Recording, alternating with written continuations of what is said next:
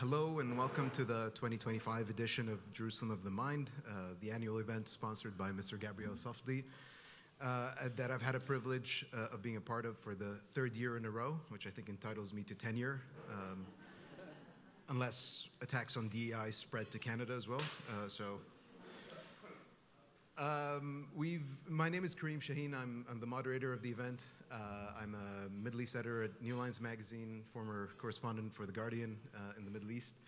We're going to start by introducing our panelists. First, Danae Elon is an award-winning documentary filmmaker, writer, producer, and cinematographer. She's a recipient of the John Simon Guggenheim Scholarship.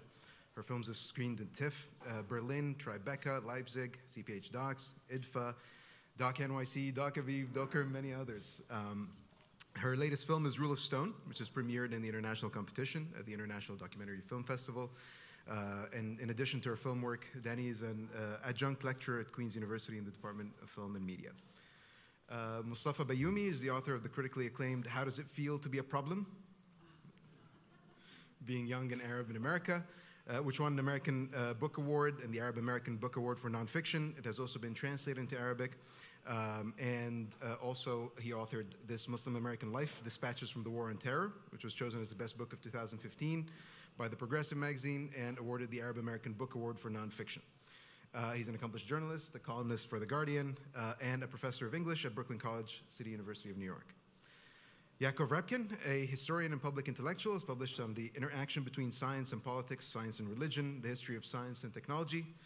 His works on the history of Judaism, Zionism, and Israel, published in many languages, have become especially well known. And he's authored several books and over 100 scholarly articles. He's a professor of history at the University of Montreal in Canada since 1973, a graduate of Leningrad University. He completed postgraduate studies in the history of science at the USSR Academy of Sciences in Moscow. Last but not least, Ehab Lotayef is a Canadian poet, writer, community activist, and ID manager of Egyptian origin. As a poet and writer, Ehab has published a bilingual poetry collection, To Love a Palestinian Woman, in 2010, which, while the CBC produced his play Crossing Gibraltar in 2006. Ehab is deeply involved in social and community work, including campaigns against the sanctions and war in Iraq, opposing the blockade of Gaza, and advocating for indigenous rights. Before we begin, so we've titled the event today, The Groundwork for the Day After. And I want to start by thanking you all truly for being here. I personally flip-flopped, almost pulled out of the event, causing, I think, undue stress to Mr. Safdie here. Did not do a lot, but it wasn't good for his health, I think, at the time. And the reason was not that I was worried that I would get criticized for taking part in an event on Israel-Palestine, but really because I thought that a kind of petulant non-participation was maybe the appropriate response to, gestures wildly, to everything around us. The past few years have obviously been extremely challenging for anyone working on the Middle East. But after talking to Gabriel, I spent the last 10 years reporting on the war in Syria. My wife is from Aleppo, and she worked for the past decade as well on peace building in Syria. And she often used to introduce herself with a joke. I work in peace building in Syria, look how well it's going. And then December happened, a week before the fall of the Assad regime at the end of last year. Nobody could have imagined that things could change the way they could.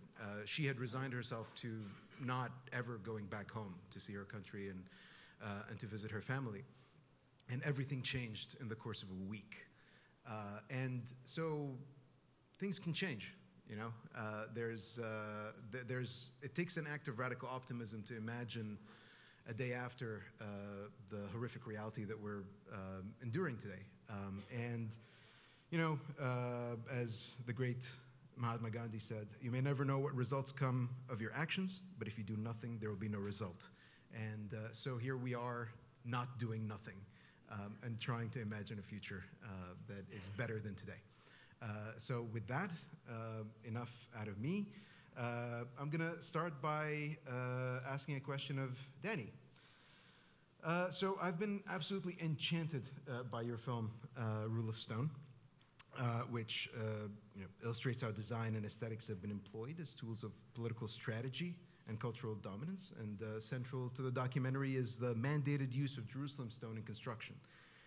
And I think you talked towards the end about how it symbolizes how beauty can mask underlying narratives of colonization and displacement. So I wonder if you could tell us a little bit about this Rule of Stone, how it obscures the reality, the underlying history and stories of the city of Jerusalem, and if you could expand a little bit on what the Rule of Stone is.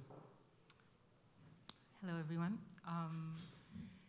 Yes, so the Rule of Stone is a feature-length documentary that explores the place of design and architecture in colonizing our minds and colonizing the way we look at space. And I grew up in Jerusalem before immigrating to Canada 10 years ago.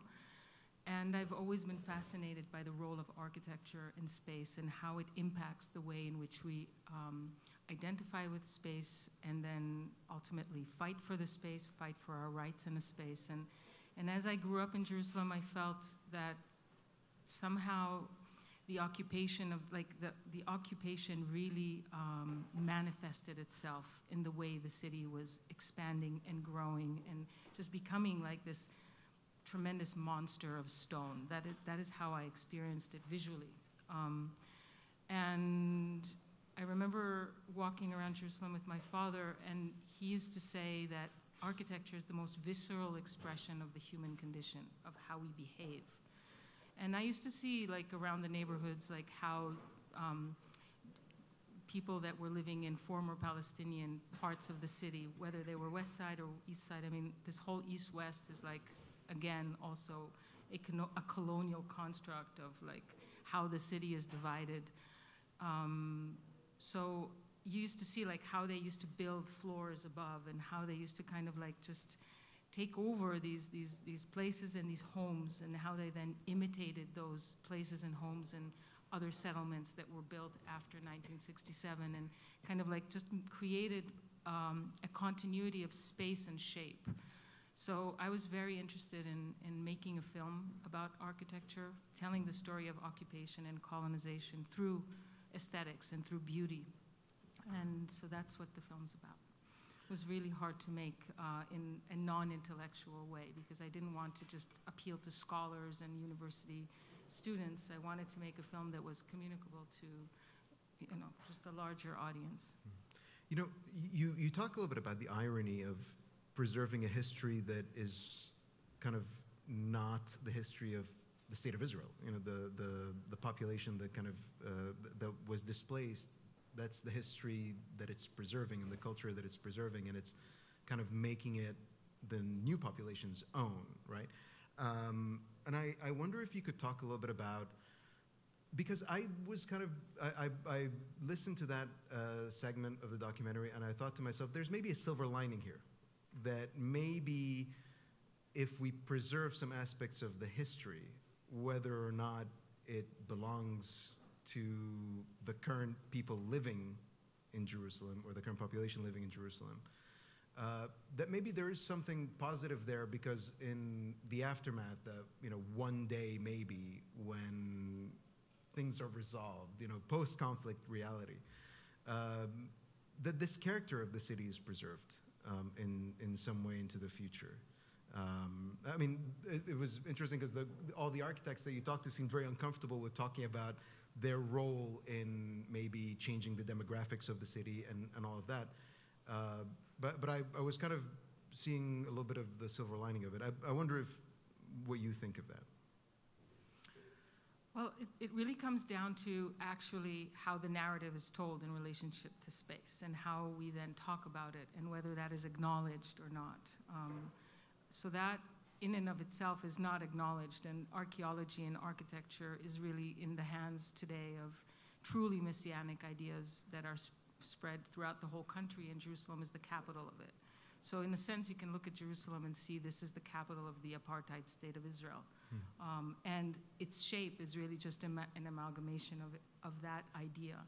So I remember when I was working in Israel-Palestine in the early 90s when the Oslo Agreement was signed, and one of the great problems was this historical reconciliation as to what really happened in the land, and how we built our identities upon destroyed Arab villages, and that really the Nakba was at the core of this tragedy. Well, people then, you know, you can go further back, but in a sense, there was like, nobody talks about like the cores of where this comes from. So there's nothing wrong in preserving, but if you're preserving it, for example, before to just say, well, this is the reason why our ancestors used to live here, and this is an example of that, is one thing. If you're acknowledging the fact that, and when I mean Palestinians, I mean Jewish, Christian, and Muslims that used to live in the land before the creation of the State of Israel. It's not just Muslim or Christian. And if you're acknowledging the fact that the native people of that space, which were also Jewish, built these homes in a particular way, or are you basically displacing the origin of those people and saying this just belongs to a Jewish narrative? So there's a difference, and I think that by acknowledging the historical references is the basis of any kind of future understanding as to where this begins. Yakov, I have a question for you. So first I wanted to read this segment from your 2016 book, I think, What is Modern Israel? You said, the main threat to Zionism is European liberalism, which offers Jews an individual choice, but according to many Zionists, denies them the opportunity to live a true national life. Now, I want to contrast this with the last paragraph of a recent column that you wrote. The Israelis' war on Gaza confirms a triumph of nurture over nature, all the while demonstrating that technological progress does not equate to progress in humanity. In fact, it normalizes amorality, which most Western governments accept because, in their view, it is Jews who commit these atrocities, whether qualified as mass murder, ethnic cleansing, or genocide. Few realize that a century of living by the sword has transformed the Jew into a ruthless Israeli. Thus, one can better understand Israel as a state and a society when it is no longer regarded as the Jewish state, a nebulous concept that only blurs our vision and obscures reality. So, in the first segment, you're trying to say that there's an incompatibility almost between Zionism and European liberalism. But in your column, in your latest column, it sounds like European liberalism has sort of moved towards Zionism and towards adapting Zionism's ideals as its own, as we're sort of seeing in places like Germany, where there's criminalization of criticism of Israeli policies in the States as well, where people are being deported for taking part in student protests and things like that. So I was wondering if you have an update to your idea that Zionism and European liberalism are incompatible. Well, thank you for your question. Indeed, I'm now working on a new book, and I came across a citation from Jabotinsky. He is the founder of a political movement which is today dominant in Israel, even though I believe that if he had resurrected, he wouldn't be accepted by the party he founded because he was way too liberal for today's Likud. But I think he was very honest in what he was saying. And here's an essay of 1910 that he wrote. It concerns today, if we read it, we can understand better Israel's behavior. And particularly, I'm reading this quote a week after Passover. It's, sometimes we base too many rosy hopes on the fallacy that a certain people has itself suffered and will therefore feel the agony of another people and understand it, and its conscience will not allow it to inflict on the weaker people what had been earlier inflicted on it. But in reality, it appears that these are mere pretty phrases.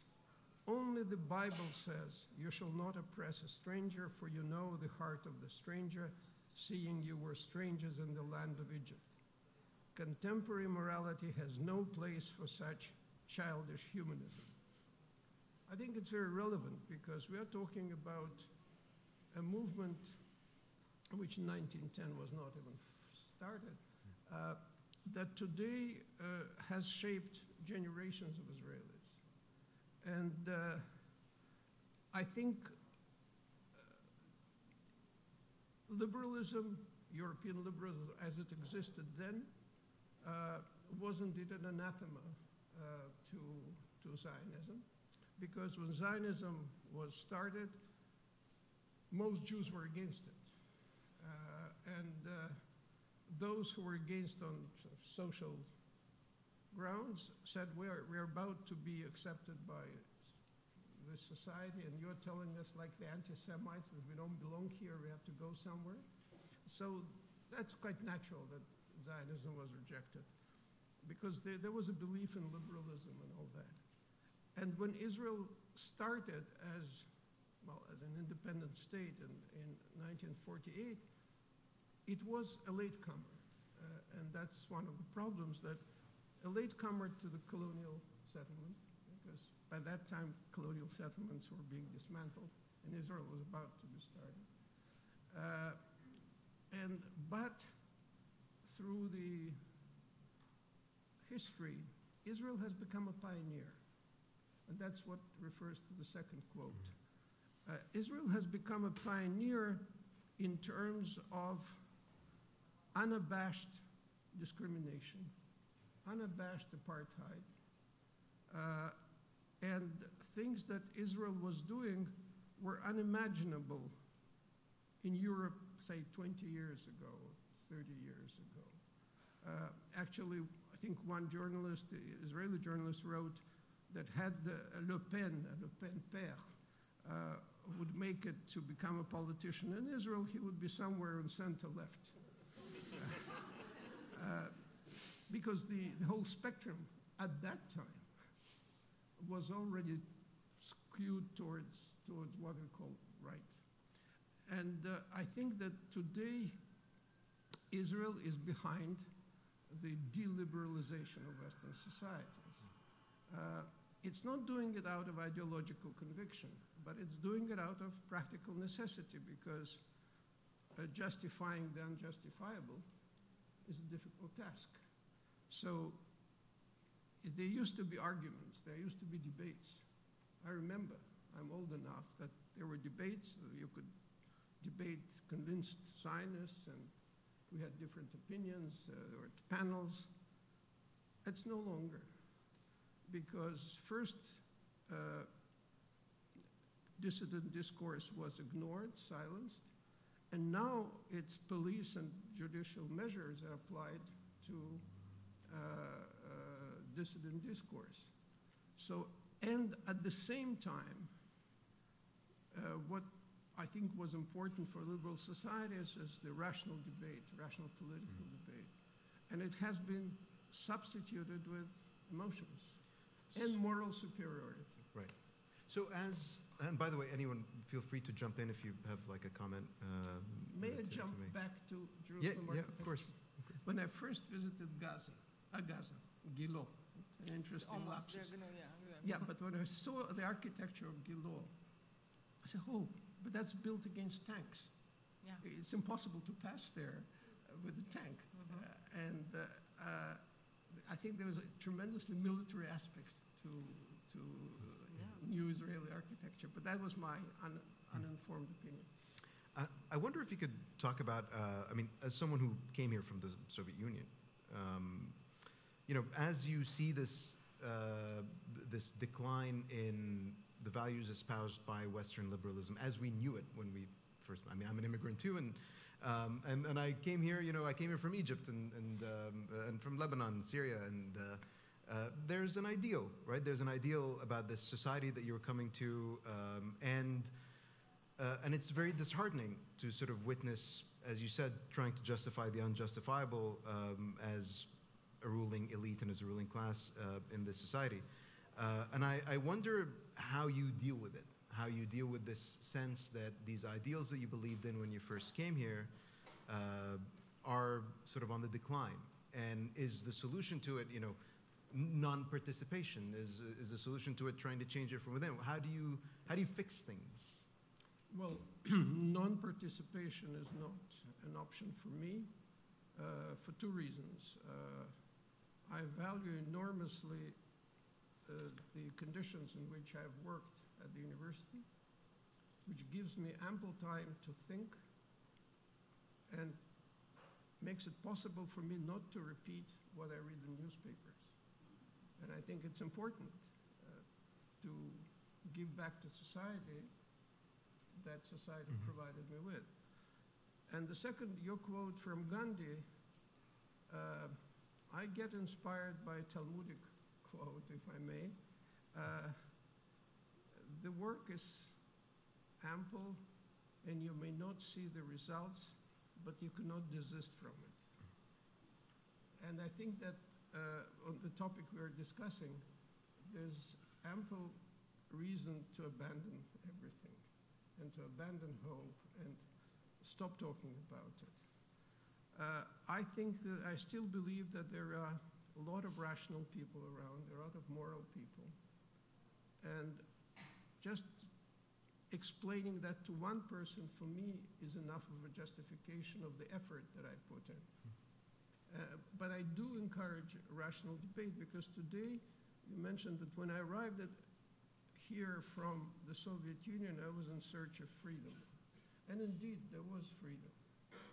Now I am discovering very troubling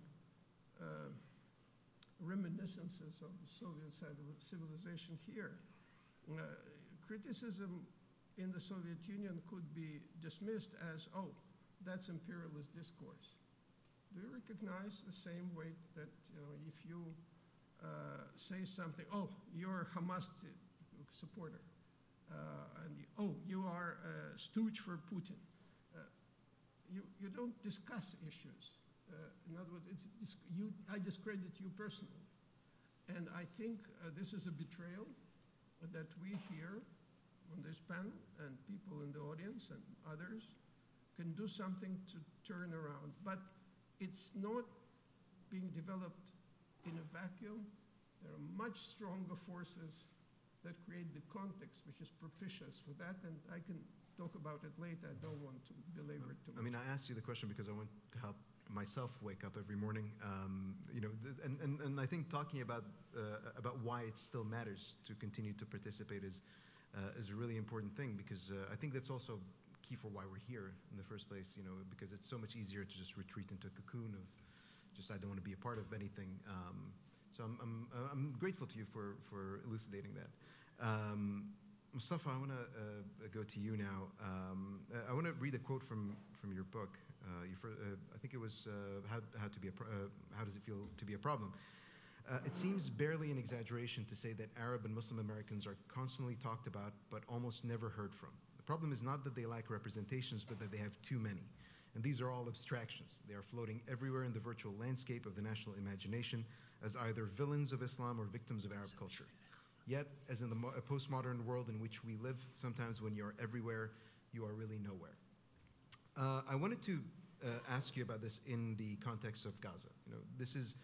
It seems that every conflict that kind of pops up in the world, whether it was Syria, Yemen, now Gaza, Ukraine, we always talk about how these are the most well-documented conflicts in history, right?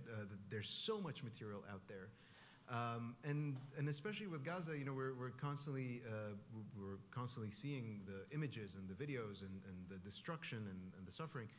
How has what you said about Arab Americans sort of being everywhere and nowhere all at once, hyper-visible and invisible, how has that translated into the Palestinians and the conflict in Gaza specifically?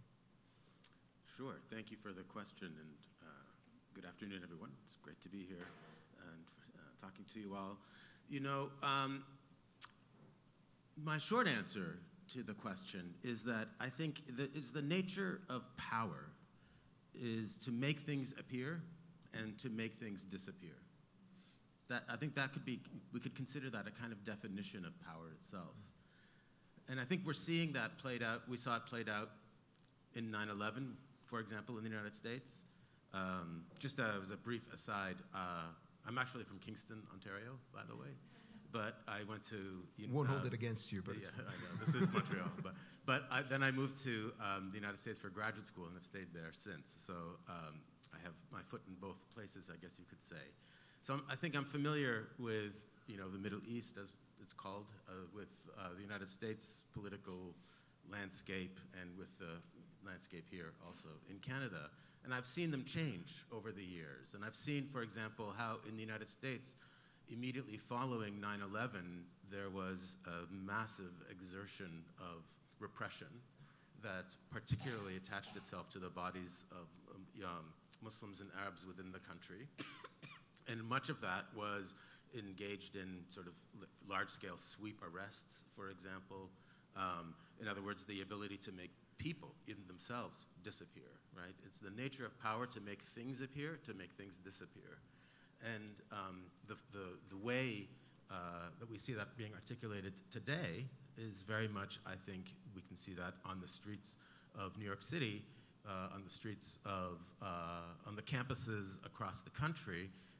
We see different people being disappeared for basically only the expression of certain ideas that the government finds inconvenient. So the idea that there can only be a singularity of narrative, something that I think Yakov was also talking very much about, is damaging not just to American society, but really to the idea of an open society itself. And that's really what's at stake here. So one of the things that I think is really, really, really important is to make sure that we understand that the war in Gaza is having what Hannah Arendt, what Aimé Césaire would have called boomerang effects, right? They're coming back. The repression that is needed to prosecute a war abroad will come back and boomerang back into the same society in which you are living. And I think we're seeing that take place right now within the United States in a way that happened with the Biden administration already, which began the crackdown on speech, and in a way that's continuing with the Trump administration. And so, what's interesting about it is the opposition that it also is garnering at the same time. So while the amount of repression that I think that we're seeing throughout, in fact, the Western world is unparalleled, we're also seeing the support for the idea of Palestine more than we've ever seen it before, right? Because the idea of Palestine no longer means only that the people of Palestine have the right to determine their own fate. But right now, the idea of Palestine has now become the idea of our own liberation. Well, do you think that, with the amount of detail and just in terms of what's happening on the ground, it feels like there's an even greater gap between, like you were saying, that there's this, almost a critical mass of support for the idea of Palestine. But at the same time, you see this huge gap between like the official response to it, right? This just desire to completely ignore the suffering of the Palestinians. And it seems to kind of be inversely proportional to how much we know of what's happening to the Palestinians. Mm-hmm. And why is that? Why is there such a huge gap between the public perception of what's going on and the official response to what's going on? It feels like there should be almost like that it's politically convenient more to acknowledge the suffering of the Palestinians as time goes on. Well, I do think that it is also connected to the rise of a kind of authoritarian thinking within the Western democracies that we find today, that the challenge that Palestine brings challenges American hegemony in the region. I think it's also very important that we understand that the war in Gaza is not Israel's war only. This is an American war that's also being prosecuted in Gaza as we speak. You know, the American agenda for reshaping the Middle East for its own purposes is very much at play in Gaza, in Lebanon, in Syria, in Iran, throughout the whole region. So that agenda is one that as in this articulation of it, is requiring complete obeisance from a population. And part of it, of course, is social media. We have an ability to message outside of the mainstream that we didn't have before. And that has meant also the contested terrain of where ideas float is in social media, and the idea of being able to restrict what people can think about is very much at play within social media circles today as well. So I think it's a combination of where we are at, both politically, both socially, both technologically. It's all of these things all together. And the tragedy of it all is that it is still occurring on the deaths, the massive industrial scale deaths of people in Gaza right now, and that we should not forget. I want to come back later to this idea of how does it feel to be a problem, because I'm very glad that it's not just Arab students anymore. Finally, it's expanded to a large segment of the population. But before we get to that, Ehab, I wonder if you could read to us from one of your poems. It's a poem called "The Invasion of Gaza," which, believe it or not, you wrote in 2009. But I mean, I'd like for you to read it first before maybe talking about how things are different now from when you wrote it, or how little they've changed. So. You know, it is so interesting and difficult after being on a panel with such interesting and insightful speakers and a very talented moderator that by the time your turn comes, you want to say things totally different than what you had come to say. But I'll try to play nice and I'll try to follow but I will interject with my thoughts. I hope I get the chance for that. So yes, this poem is written is in the voice of a Gazan man. It's written in Arabic, so I'll read a piece of the Arabic, then I'll go to the English. بكتب لك من جوه حصار، بكتب لك من تحت جدار كان يوم شايل سقف الدار، بكتب لك من أرض الحبلة بالأحرار باسمي وباسم الشهداء والثوار، بكتب لك وفي حلقي مرار. So in my best ability to translate it, I hate translating my poetry, by the way, but besieged, I write. Lying under a fallen concrete slab, I write. From this persistent land, I write. For me, for the fighters, for the martyrs, for the victims, I write. Bitter, I write. The war in Gaza pierced my heart with a poisoned spear. Planes and bombs, unarmed people, a world blinded by fear.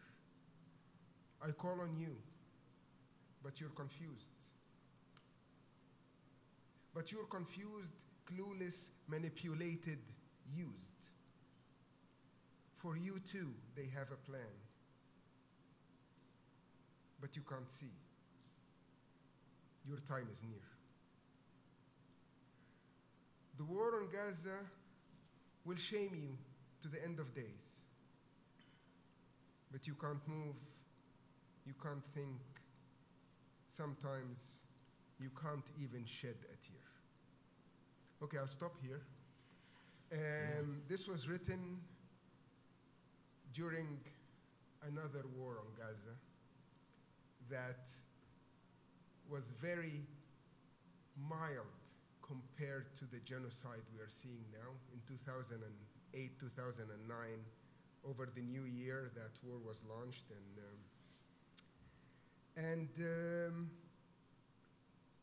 and yes, I was one of the people who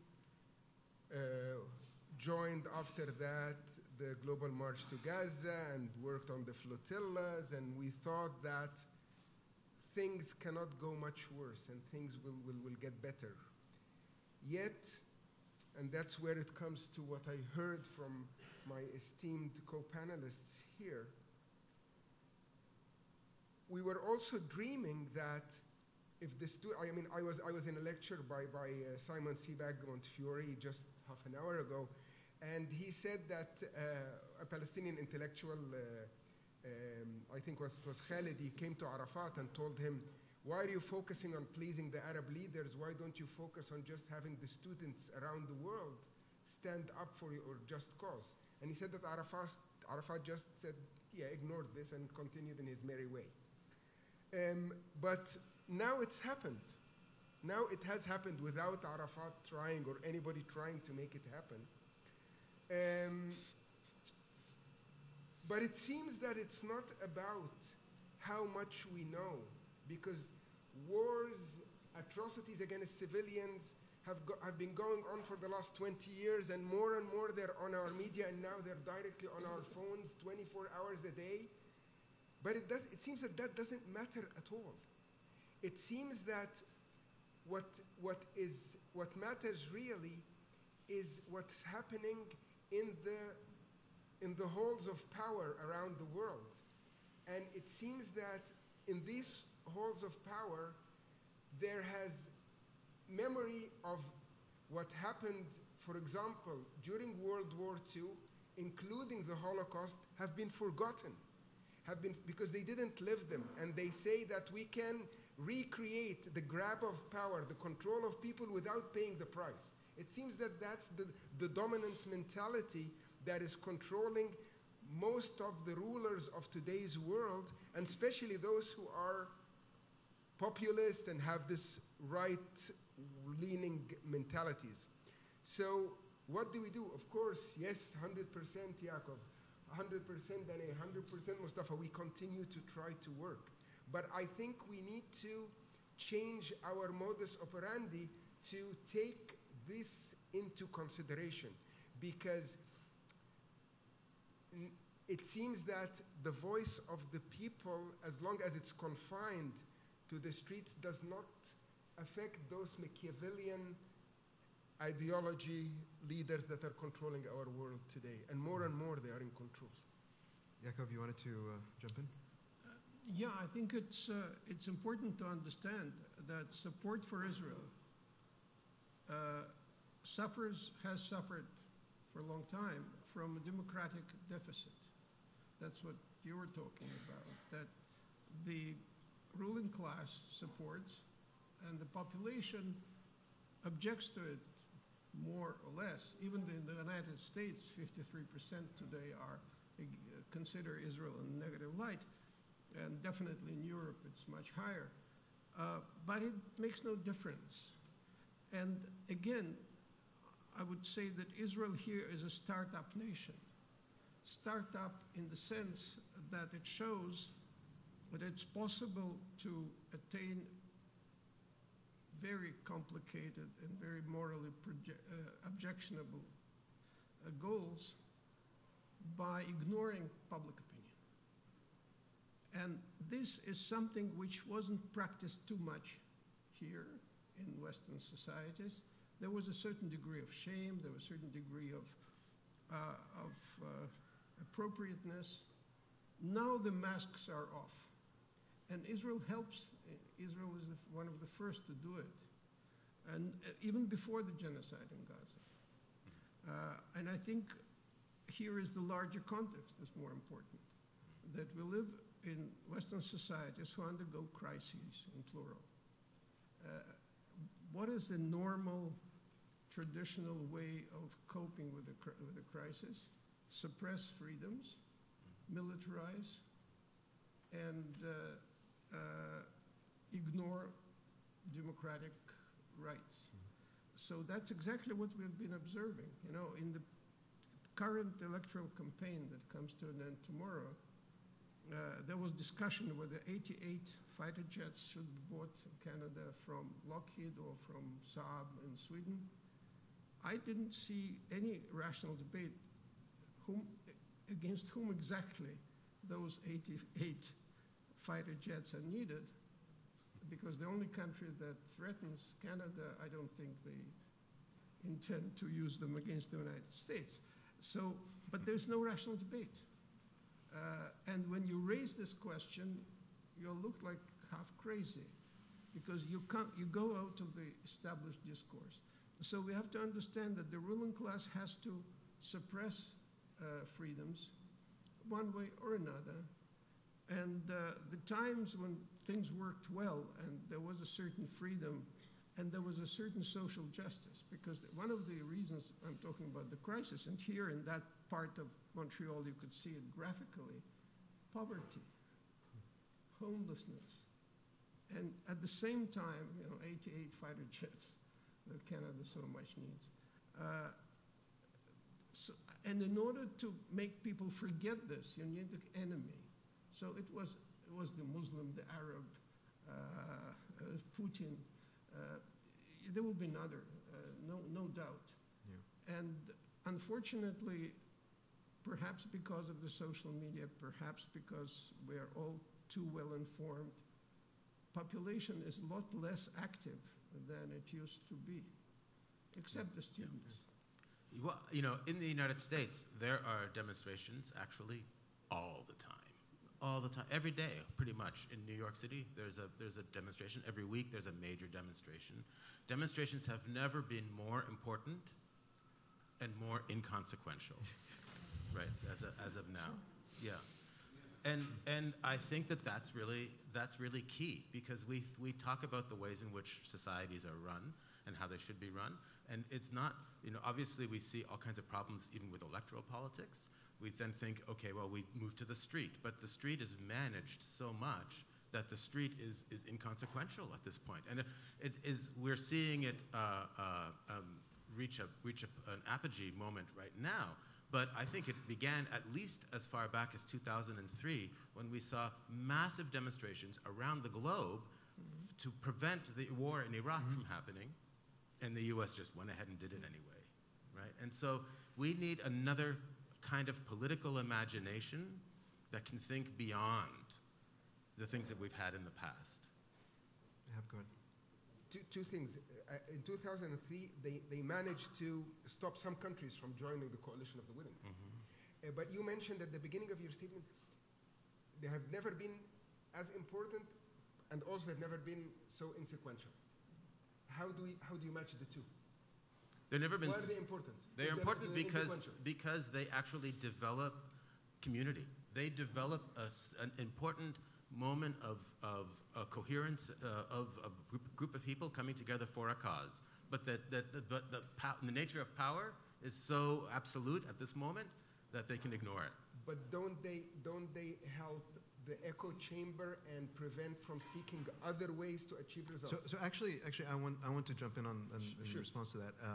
One of the things that, again, I go back to Syria, but the conflict there went on for 14 years, right? 14 years where it was completely hopeless, right? But during those 14 years, one of the most fascinating things that was ongoing, even as there were chemical attacks, as there was destruction, the rule of law was completely flouted, 700 hospital bombings. There was a grassroots movement, right, that was coalescing, that was forming a kind of civil society within Syria that frankly is unparalleled in the rest of the region, save perhaps for Lebanon. And that's because Lebanon had its own sort of special status where there was a bit more freedom to pursue those sorts of things. But we're seeing the consequences of that civil society emerge right now, as we're starting to talk about a transition in Syria, as we're starting to talk about a new constitution, as we're starting to talk about the shape of the post-Assad government. The existence of this grassroots movement is shaping the post-war society in a way that may well end up being like inconsequential, but actually gives Syria a chance to emerge from this as a real democracy, as a real society, as a real cohesive entity, in a way that Egypt was not able to do, in a way that Yemen was not able to do, in a way that many of the post-Arab Spring Middle Eastern societies did not get a chance to be. And so this is not to say that what's happening right now is going to be consequential in the long term. We don't know, but I think that the grassroots civil society, this evolution is something that's very important for post-conflict societies for whenever this ends. Or even, I just want to say that I don't want to get too deep into Syria because every No, situation and I is don't want to get different. too deep into Syria. It's just an example. But the extension, I mean, so many Syrians say that 2011 in Syria has no relationship to 2024 December in Syria. So that's another story altogether. But yeah, I'd like Moustafa, to... go ahead.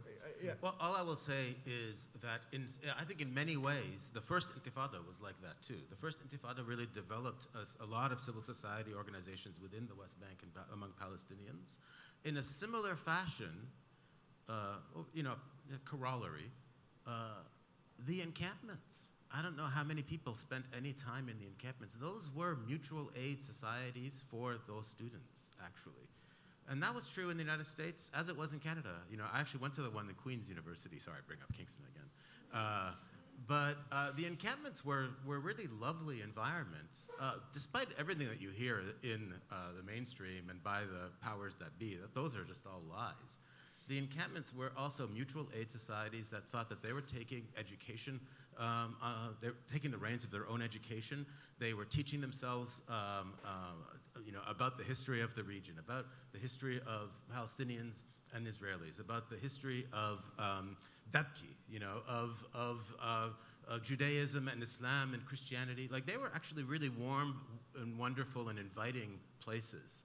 And that's actually, I believe, one of the reasons why they were so threatening.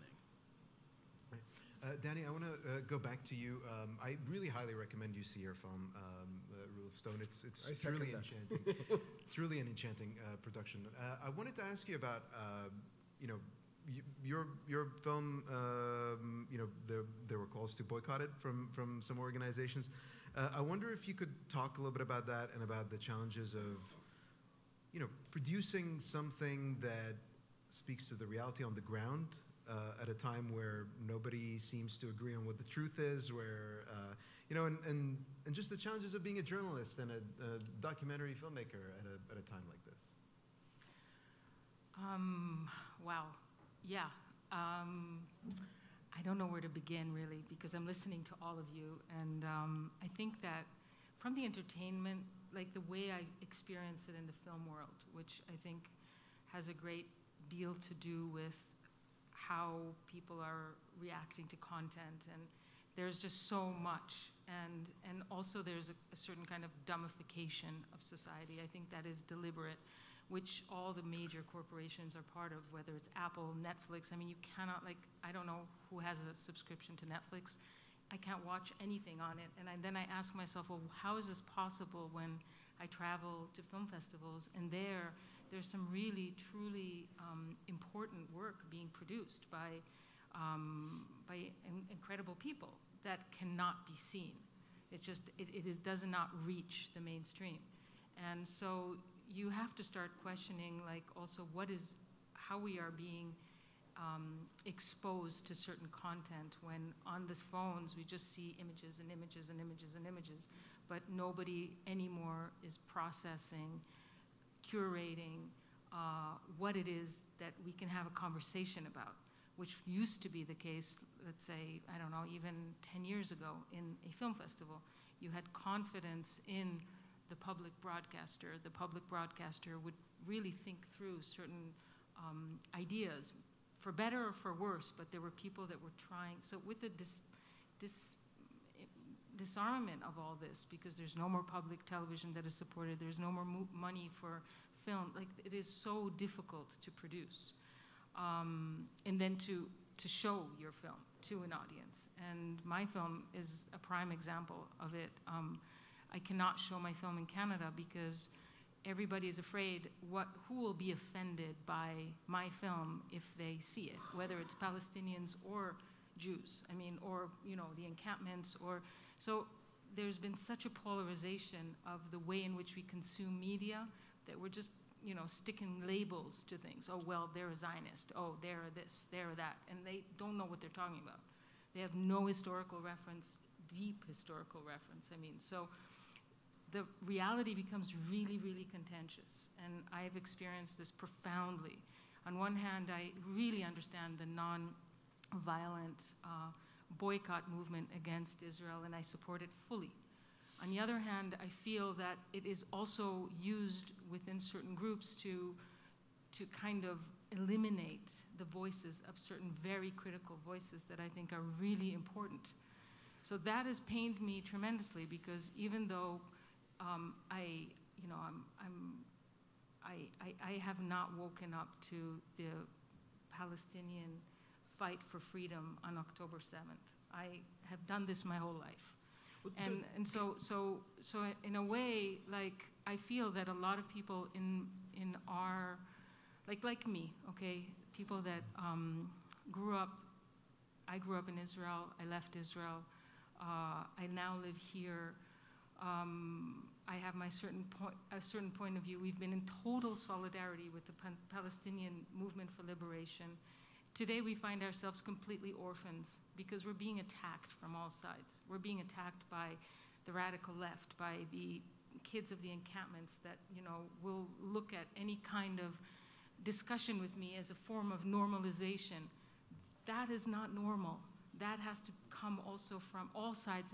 You asked me the day after, like, we all have to sit at the table and talk to one another and have a conversation, because all of the whole mechanism is trying to make it so that we will not have that conversation. Yeah, it's totally insane. With that book against No Other Land and things like that. I just want to jump in, Danny, to tell you that that's not only you, and it's not only because of using the boycott for that against somebody like you, but there is also a disconnect that I feel between generations of pro-Palestinian activists, right. And there is a lot of rejection to you, including me, for example, who failed to achieve anything. Let us achieve what we can in our own way.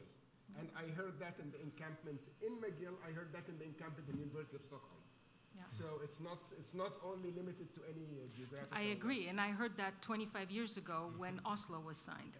And now we are, how many years later? We're in the same position, grooming a whole new generation that we all support. Yeah. But where is this taking us? It's not taking us to a place where I kind of see 30 years from now, people talking about the people in the encampments in the same way that they talked about us 25 years. It's this kind of cycle that is terrifying. It saddens me. I'm curious. The artistic choice to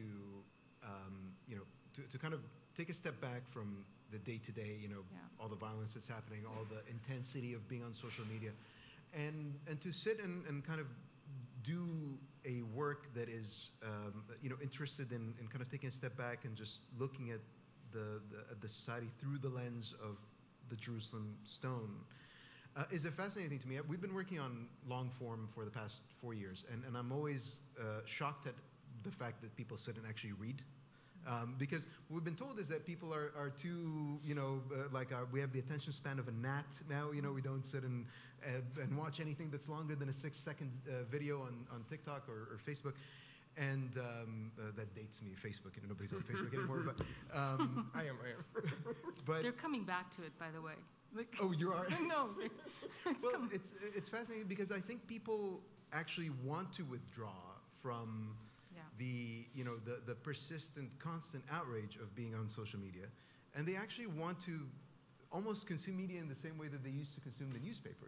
They sit and read, a curated newsletter in the morning and learn something new about the world and think about it over the course of the day, and then move on with their day. They don't want to sit there and sort of absorb everything that's happening, because it truly is corrosive to your mind.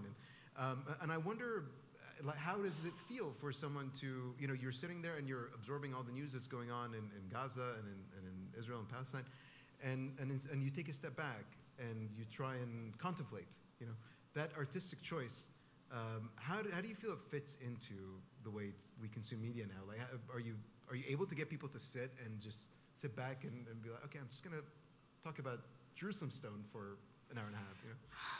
I think it's hard to. We have another. I've produced recently another film on Polish complicity in the Holocaust, and I think people just generally have a hard time watching something that is not about the now. So, like, the films that are now shown in film festivals are kind of gratifying, pleasing for the moment, in the sense that the act of watching it makes you feel like you, and it's an illusion because it's not really the case. I mean, when you watch a film that is an activist film, you feel kind of that gratification that you are participating in resistance. As a filmmaker, they make you write grants, basically, and you're supposed to, like, tell them how is this going to contribute. And it's kind of like a game in a way, because I don't really think that it does make a difference in the end. So we're all participating in that. I've recently disconnected from social media completely, and I've decided that's it. Like, I don't want to hear about it. And the only thing that I feel I can do for the rest of the time that I'm allowed to make films is to try and be as true to myself and tell a story and look for the truth from what I understand now. That's the only thing I can do, and hope that it will have an audience, and try and work that way. And just to be blind to the noise, because there is so much noise around us right now that we don't even see the essence of what we should really be striving for. Yakov, you wanted to jump in? Here's just a few things that I think we can do. We people who use at least words, not images, because some of the words have disappeared. You may notice that I use the phrase ruling class. It's no longer used, it's elite. And elite in my vocabulary is something totally different. You know, Rostropovich was an elite cello player. That's something else. Ruling class is qualitatively different. And there are many other things. Even at this panel, we talked about war in Gaza. War, in my understanding, is between more or less comparable entities. What is going on in Gaza is anything but war. It can be genocide, mass murder, pacification of the natives, whatever, colonial war, but it's colonial, well, war, like the British used to call in Kenya, pacification of the natives. And I think just by using the word war, we project a totally wrong image, that there are two parties and they're fighting a war and something is happening, or Palestinian-Israeli conflict, you know, again. And what brought me to this awareness, when I was in Japan, and one of my books was being promoted there, and at that time there were some kind of negotiations between Israel and the PLO started. And on Japanese television, they asked me, what do you expect from these negotiations? I say, you know, if you see a sumo wrestler and a 3-year-old, what can you expect from that? And I think this disproportion is something that we have to emphasize all the time. Some people may feel offended because of that, but that's the reality. Another thing I want to say is in a totally different nature.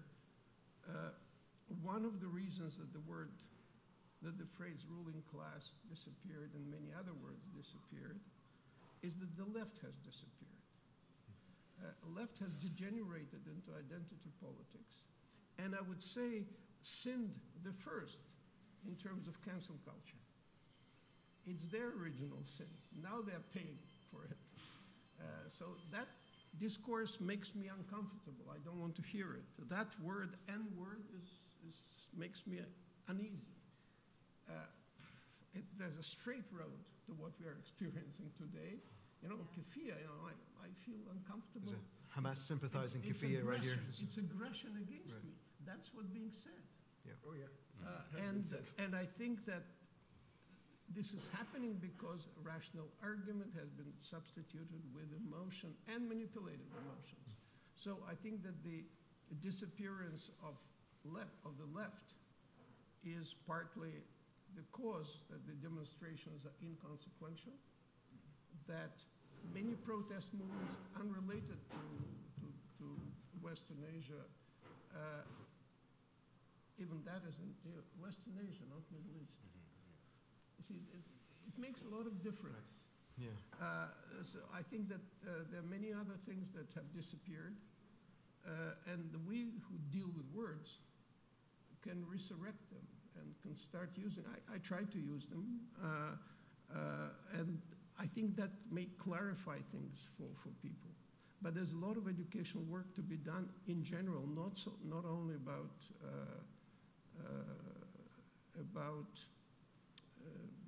Israel, Palestine, and so on.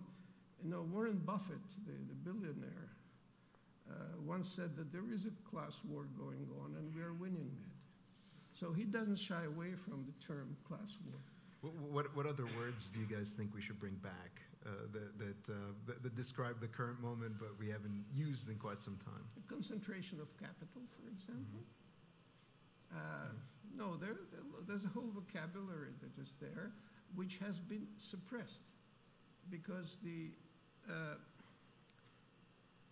see, the poverty and everything else we see in the crisis in society is a result of the disappearance of the left. Yeah. And the way out that we are seeing now is more or less fascism. Yeah. Milder form, not Nazism, but milder form of fascism, less mild. You know, it's unbelievable that Germany, which really prides itself on being this kind of democratic supremacy, forbade a former Greek minister to appear even on Zoom in a pro-Palestinian event. Yep. Now they're going to celebrate 80th anniversary of the victory in Europe, and they forbade Soviet flags.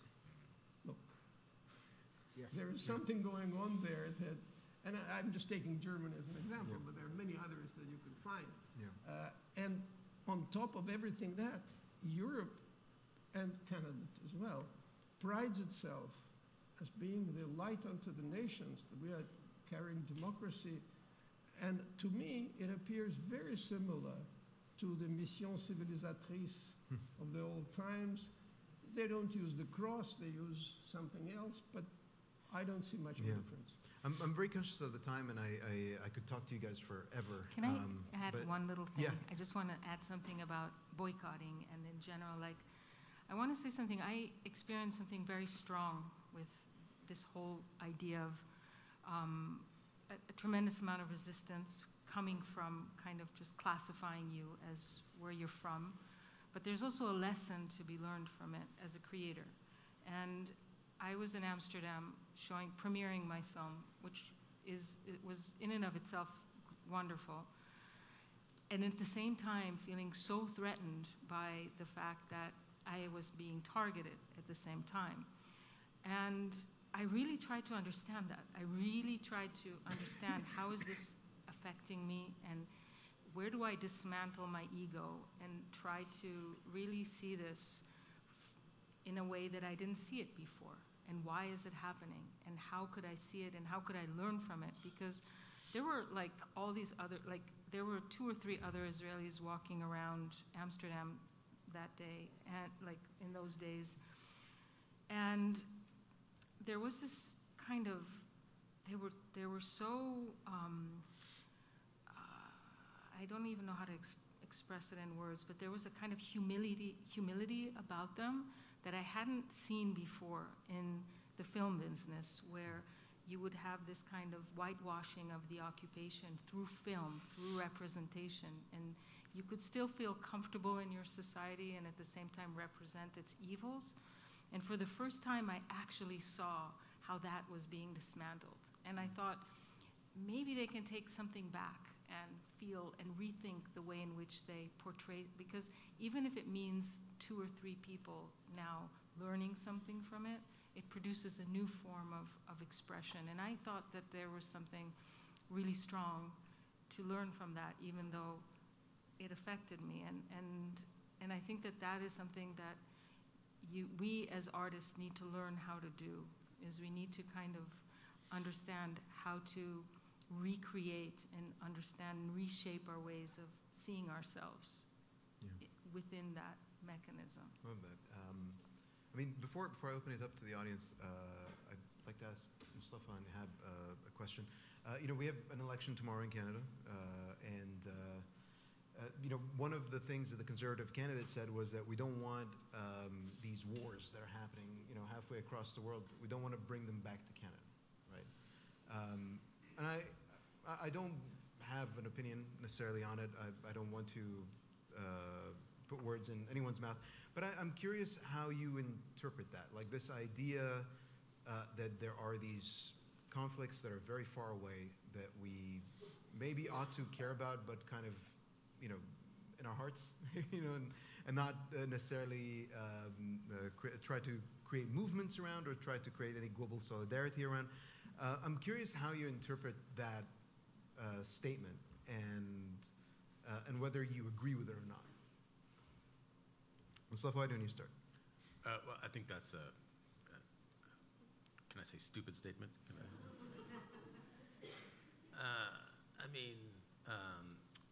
George W. Bush said during the Iraq War, we're fighting them over there so we don't have to fight them over here. It's just like, no, it was a colonial conquest that you were after. It was not anything else.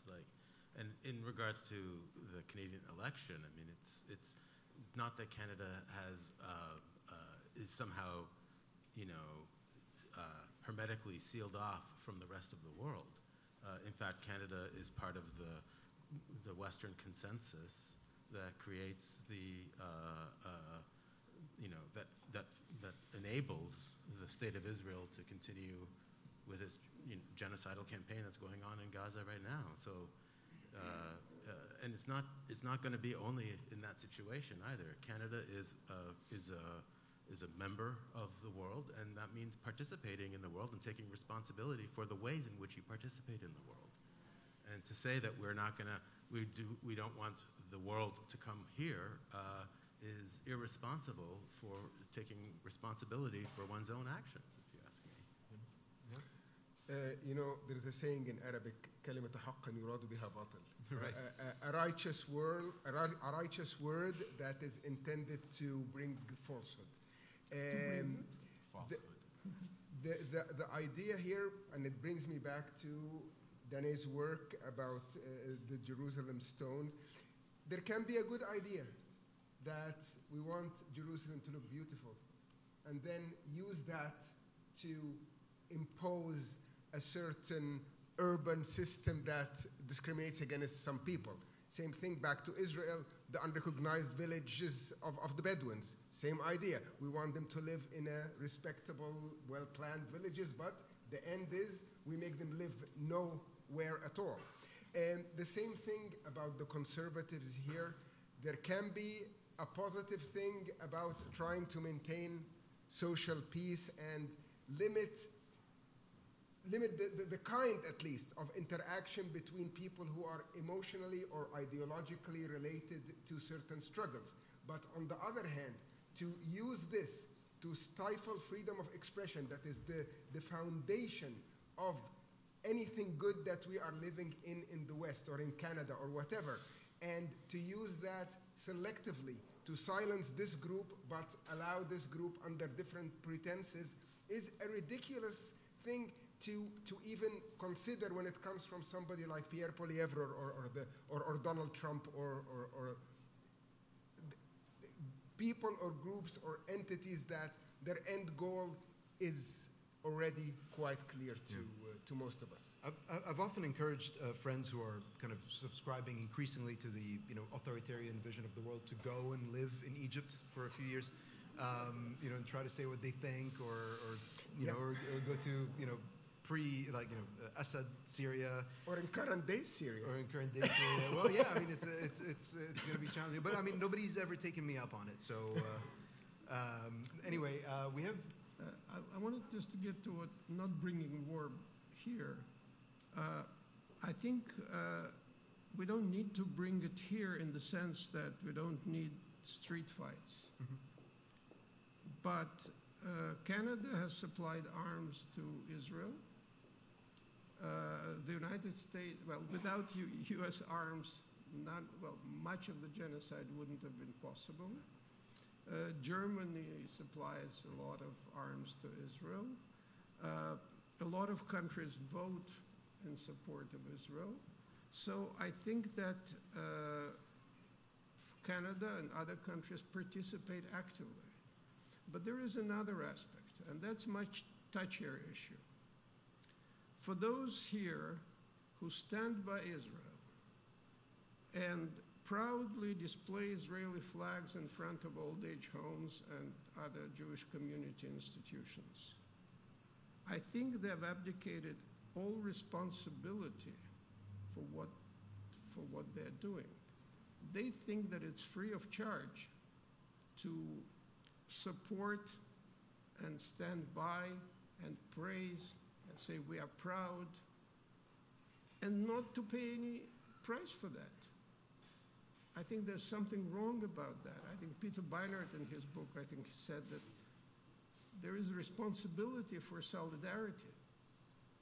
And I know it's a touchy subject, and I'm not talking about violence, but if we see someone who proudly supports genocidal actions, do we have to necessarily accept that discourse as legitimate? I'm not talking about cancel culture, no. I think I'm all for debate. Unfortunately, it doesn't happen. But again, solidarity has to be coupled with responsibility, and I don't see it at all. All right, well, we have about 15 minutes, I think, 10 minutes, and we'd like to involve you guys in the discussion so it's not, an echo chamber up here. So why don't we open up the floor for questions from the audience? I think we've got a question over here. Is there a mic or something? Yeah, we can, okay. So can we have it over here? Thanks. If you could introduce yourself and say the question. We don't do comments only, so if you could ask a question, go ahead. Sure. Thank you. My name is Adam. I ask myself all the time, what is the role of a Jew?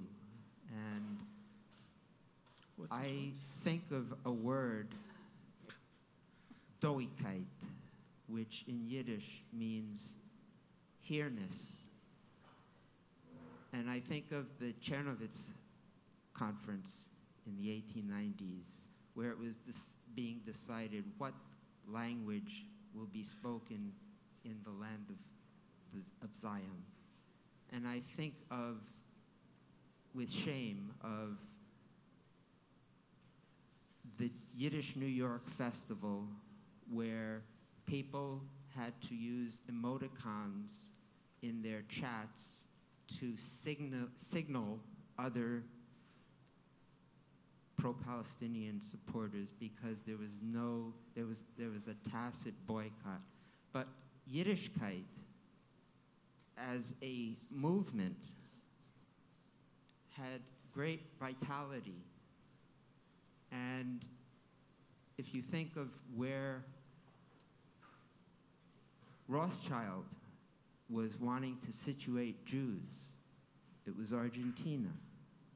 He wanted a homeland for Jews in Argentina, and other people had come up with this. And so the question I asked myself, and I'd like to ask it of you all, what's so important about Israel? We have created a rich culture. We Jews in the diaspora have created a rich, vital culture with doikait, here-ness. There's nothing that should prevent a movement of doikait. And so I wonder, it's a pipe dream perhaps, but I wonder if the discourse can shift to instead a discourse of Jewish pride in being where you come from, which is not the land of Eretz Israel, but the land of Russia, of the Soviet Union, of Belarus, where my family came from. Danae, Yakov, do you guys want to say something? Go ahead. I absolutely, feel for what you're saying. For me, it's really complicated because I don't see myself. I was born in Israel. My son was born in Jerusalem. He defines himself as a Palestinian. I would love to see myself as a Palestinian, but I am Israel. I'm born there. That's why it is important there, not because it's the state of Israel in that sense. But now I'm trying to disengage from that, and I recognize that it's also, I never had a connection to Judaism in that sense. I was born to that reality. So it's very, I'm truly trying to understand what that means going forward. And I think it's I don't think you can, unfortunately, the state of Israel has had such a grotesque and profound impact on the lives of Jews everywhere that it's not, you can't de-responsibilize the whole mechanism that created this new form of identity. And I wish it was that simple, in a sense. Well, I think it is simple. Yeah. I think it is. No, I agree that it's simple. It's just that, Yeah, one way to do it is to decouple Israel from the Jews. In other words, we have to respect the intentions of the founders of Zionism, the intentions of the state of those who started the state.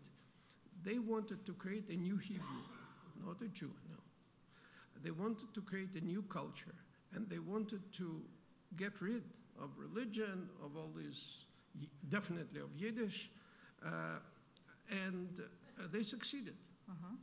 And many generations, maybe including you, grew up with very little knowledge of Jewish history or Jewish religion, or it was all fashioned in a way that history leads to the creation of the state of Israel. And I think that today, particularly young Jews in North America, but in Europe to a lesser extent, develop their culture, their interests, regardless of existence of Israel or non-existence of Israel.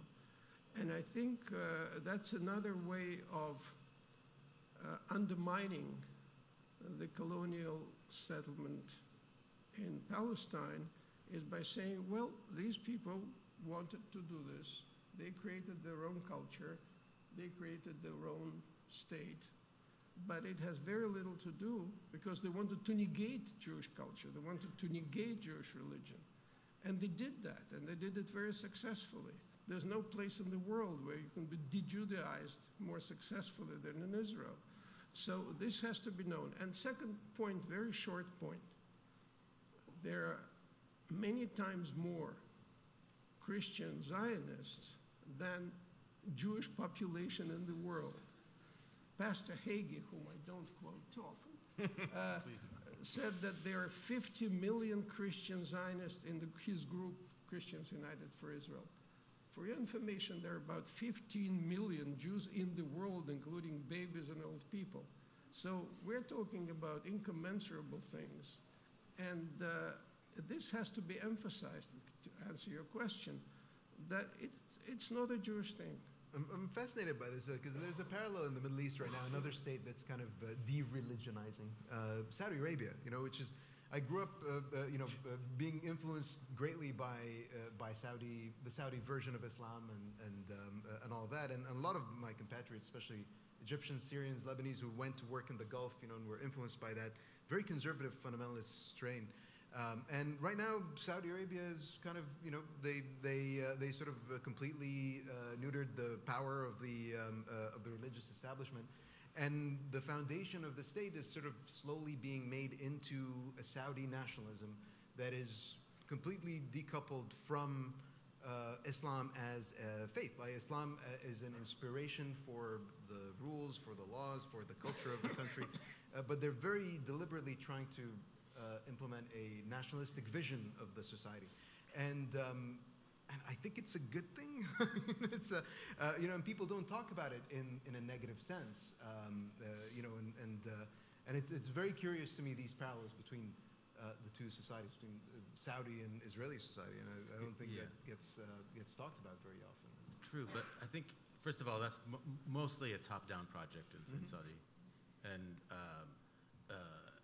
it hasn't necessarily translated into more political rights either. Give it time. No, not political rights. Yeah, but yeah, for sure. So there are questions regarding that, I think. And just as a quick aside, I'm sure people are familiar, but your question, sir, reminds me very much of the work of Isaac Deutscher. Isaac Deutscher, the writer who in the 50s, as early as the late 50s and into the 60s, was writing about the loss of Yiddish, visiting Israel and writing these long essays about Israel and seeing and lamenting about how Israeli society has meant the loss of a kind of diaspora sensibility, which he saw as being very much connected to the Yiddish language and to his own existence. And so I thought that was, if people are interested, Isaac Deutscher's work is really great. All right, let's take another question. Go ahead. Go ahead. Oh, yes, sir, Mike, yeah.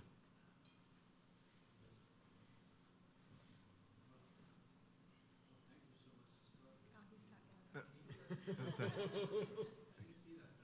Oh, sorry.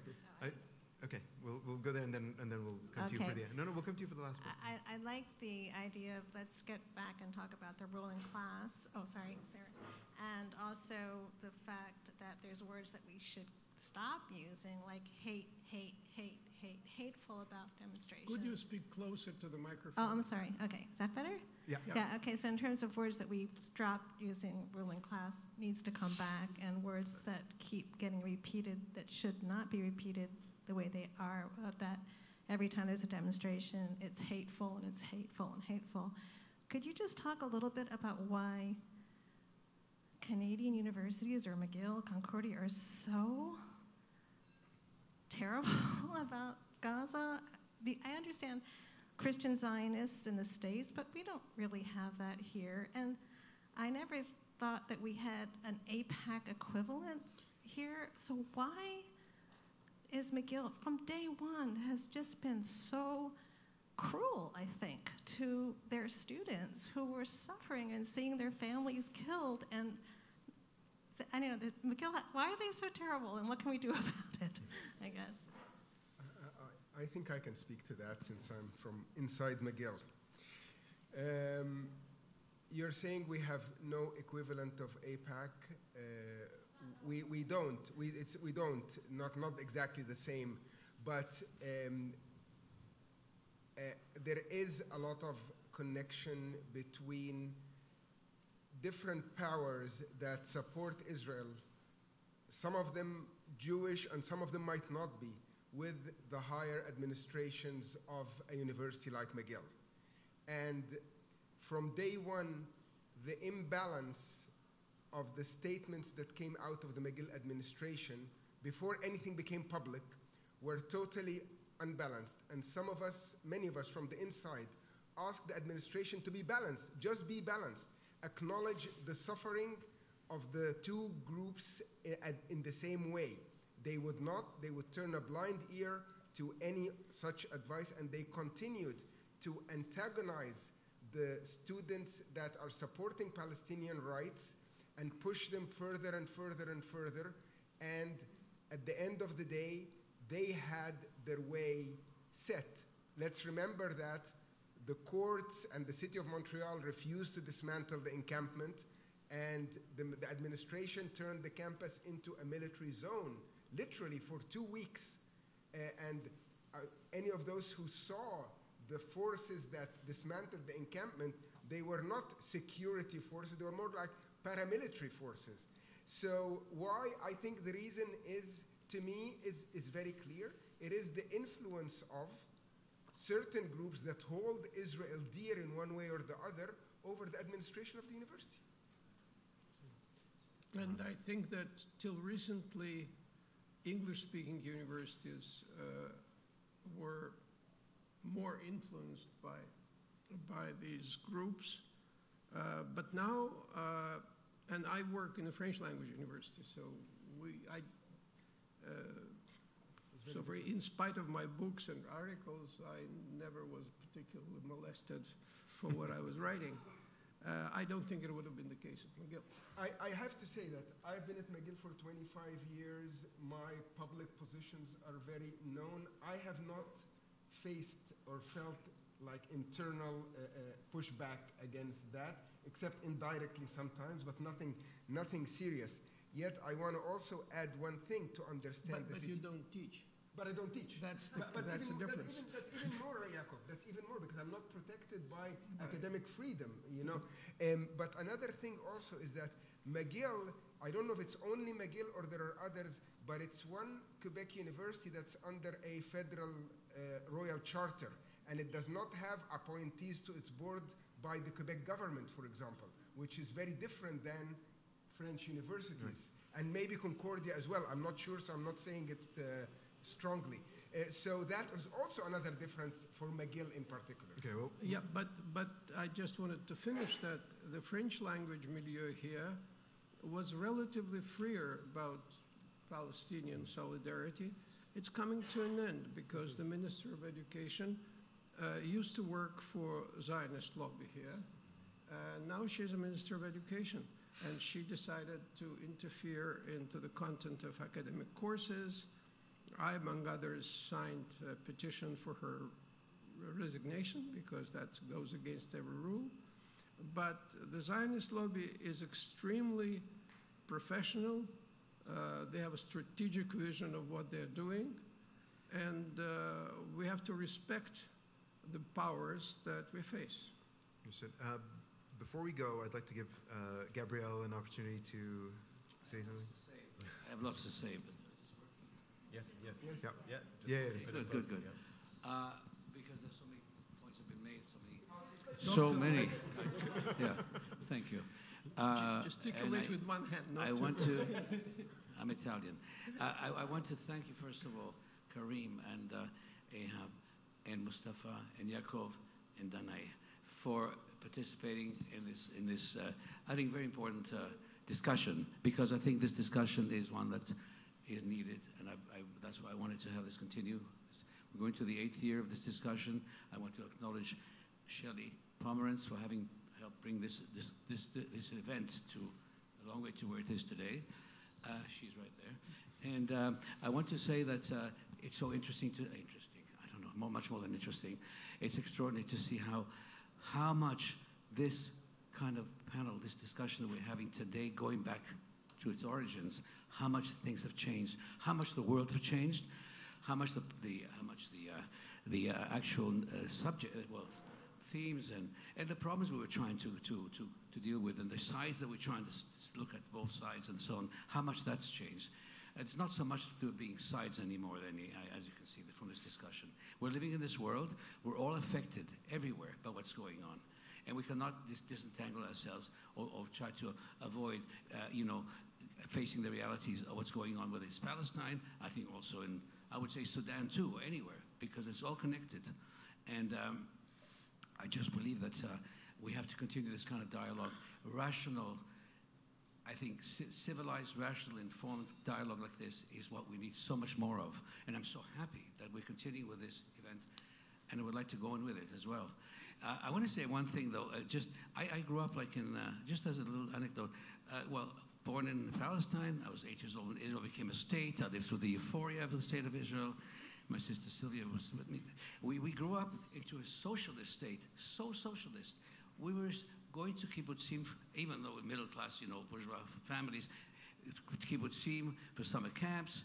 We had the scouts, boys and girls scouts. went on outings, singing Russian songs. You just can't imagine how social. Never heard a word of Yiddish, never heard of anything about the Holocaust. Hadn't come out yet. It was just like that. We happened to be Sfaradim, okay, so we're accommodated. but then with Likud, with Cherut, it was Cherut originally with Begin. It was a Cherut party that we could never imagine that such a person could become prime minister. They came in, and the right-wing movement started building into Israel. It's never been the same country ever since.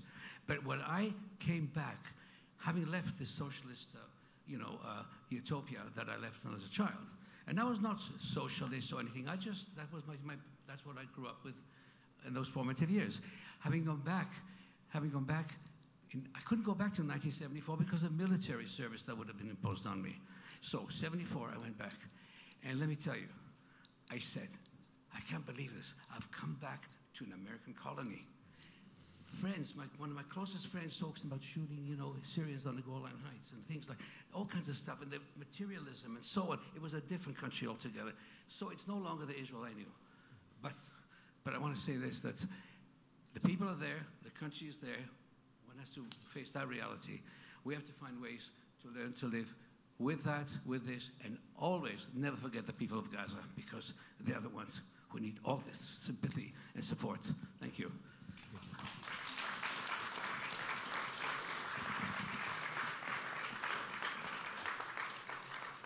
I think we've run out of time, and I think that's a great way to close this. I want to thank the panelists here, Danae, Yakov, Moustafa, and Ehab. And I want to thank you. Kareem. And Kareem. Thank you.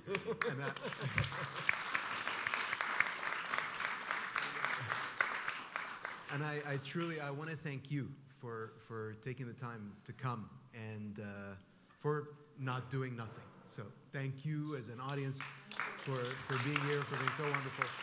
Appreciate you all. Please watch Rule of Stone. Please buy Yakov's books, buy Moustafa's books, read Ehab's poetry. These are an extraordinary group of people, and thank you. Danny, where can people watch the film? I don't know. We're trying to. But is it on video? No, it's actually quite important, because now that no Cinematheque is willing to screen the film for reasons that I do not understand yet, but I just have to accept, we're probably going to four-wall the screening and pay for the screening ourselves, and it would be wonderful that once. No, actually, I'm going to say something really very impolite here, but Cinema Politica will not be willing to show my film. No, because I, for some reason, and we spoke about it a little bit, offend the Palestinian representation in this city that is fighting against normalization. So yeah, it's a problem. So it's kind of politically incorrect to show my film right now. And I hope that this will change, because one of the things that is really important to say is that the forces that we are fighting are so much bigger that it's only by listening and alliances that we can actually stand any chance at fighting anything in this world or being true to ourselves. So that is something I can,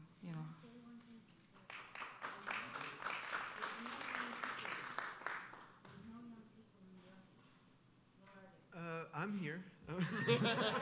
My children are here. There's nothing new with that either, I can tell you. My three children. Thank you all for being here, and thank you, Gabriel, for your sponsoring this event. Thank you all for coming.